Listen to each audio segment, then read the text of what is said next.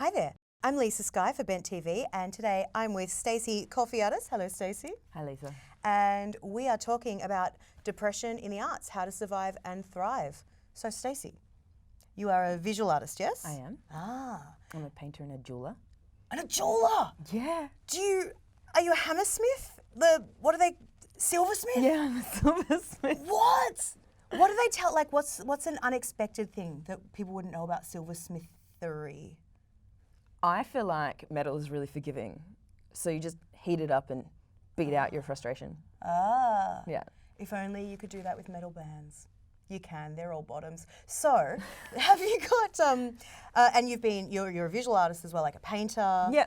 Ah. So mostly painting, some drawing here and there, but mostly painting. Yeah. And no brags, but like me, you also have depression. I do. Because you're an artist. So how do you find that, firstly, how does it inform your work? Yeah, absolutely. So I've been working with women generally, and it's kind of come into the mental health accessibility side of my work, where you realise that the world's just not kind of designed for you. Yes. Particularly not with artist incomes. And like a lot of artists being self-employed, you can't call in sick to work. And no. I think that's why a lot of us burn out, because we have to just heave ourselves up. The show must go on. So. Well, absolutely, you're in charge of everything. But yeah, sick days, actually, I have a second job. So sick days are days in studio that don't get attended for the sake of getting all my days at my other job done. So it's just kind of how it goes. Yep, where it goes. And so do you have like coping mechanisms or strategies that help you balance your part-time work, like your money work, with your actual career work? Definitely having a space. So I've had a studio, I keep saying for 5 years, it's been about 8 now. Oh wow. So going to the space and making sure that I'm there in a mindset to work. And then also realising that when I've been there for, say, 45 minutes and haven't done anything, set myself a half-hour target, do something in the next half hour. If you haven't done something in the next half hour, just leave, because I don't want to train myself into using that space as a screw-around space.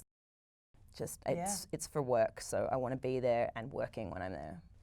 That's smart. I have, because I travel a lot for my work, because I'm a performer, I am always just a heat-seeking missile for like water and nutrients, and I take my vitamins every day. And like when I'm on tour, I just live like an athlete.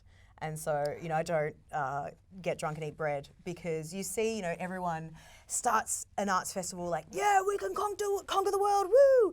And then they're just like, oh, because they're eating fried food and getting drunk every night, and they just fall over. So, and that would be my hot tip for dealing with, especially with a neuroatypical brain like mine. You've got to just take care of the beast. Oh God, I wish I had that kind of self-control. Oh really? I don't really drink, so that's not too much of an issue. Yeah. I find that my trick is eating, even if that means just bread, because by contrast, I won't eat, either because I'm sleeping or because I'm so deep into whatever it is I'm doing, even if that's just my day job. Yeah. I need to be really strict with eating meals, you know, which my partner also helps with, checking in on me all the time. Have you eaten today? Yes. Has it been more than a chai? No. Go eat. Okay. So yeah, eating is really important, even if that means a slice of bread for me. You've landed on a really important point too, having a support network, if it's not a partner.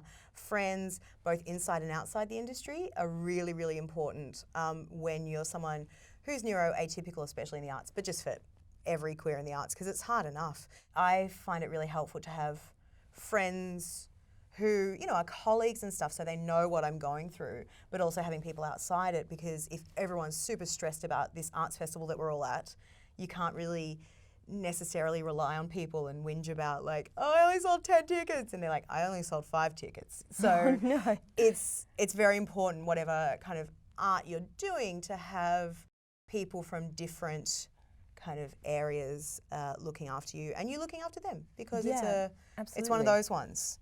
360, not a 180. Maths. See, I'm quite good at maths, but I find routine Must be actually. nice. It can be. I find routine actually is the really important thing. Yes, yes. So, also, and a lot of my friends aren't in visual art in sort of the same field that I'm in. So, even just adhering to their kind of routine.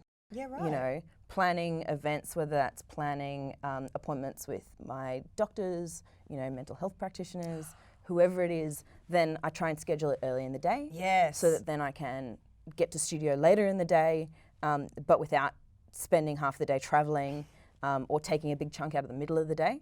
Yeah, we were talking offline about you had a really smart idea of, putting meetings as early as possible because as people with depression would know, sometimes it's real hard just to leave the house and shower. Yeah, absolutely. Because you can't. You try, you can't.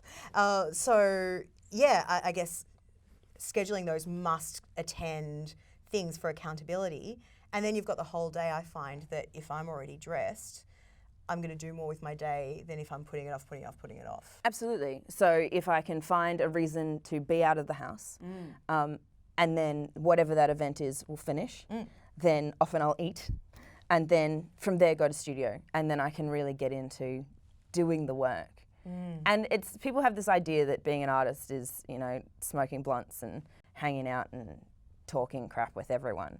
I don't know any successful artists who do that. So many emails.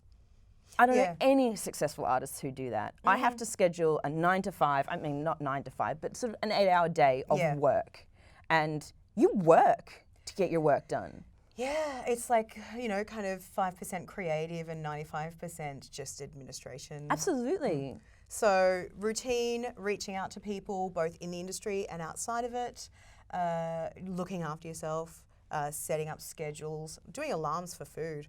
That, I guess, are our top tips for surviving and thriving with depression in the arts. Stacey, where can people find you? People can find me at staceykorfiatis.com.au. I'm the only Stacey Korfiatis, so you can just Google me and I'm everywhere. Yes, and I've been Lisa-Skye for Bent TV.